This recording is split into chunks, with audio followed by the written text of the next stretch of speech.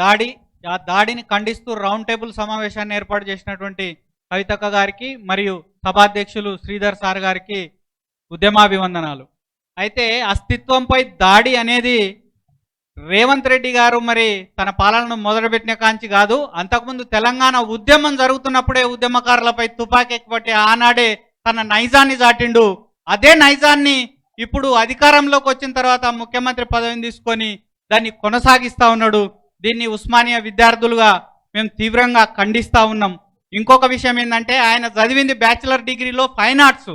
ఆ fine arts చదివిన వ్యక్తి మరి తెలంగాణ యొక్క అస్తిత్వం ఎట్లా ఉన్నది, తెలంగాణ తల్లి రూపం ఎట్లుండాలి ఏందనేది ఆయనకు మొత్తం తెలుస్తూ ఉద్యమం చేసినప్పుడే, ఆ ఉద్యమం చేస్తున్న క్రమంలోనే మరి కవితక్క గారు ఆ రోజు మొత్తం పాత 10 జిల్లాలల్లో బతుకమ్మ పండుగను చాలా ఘనంగా నిర్వహించారు, విశ్వవ్యాప్తం చేసి మొత్తం తెలంగాణ వ్యాప్తంగా విశ్వవ్యాప్తంగా. అయితే ఆ తెలంగాణ బతుకమ్మని తీసేసి కవితక్క గారి యొక్క మరి గుర్తింపును తగ్గియాలని చూస్తే మరి అది ఎంత మాత్రం సాధ్యం కాదు.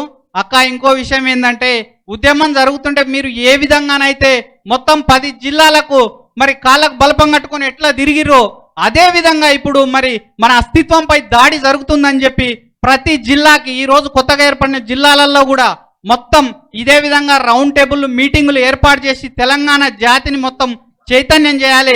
అలా చైతన్యం చేసే క్రమంలో మీ వెన్నంటే ఉంటామని చెప్పి ఉస్మానియా విద్యార్థులుగా తెలియజేస్తా ఉన్నాను.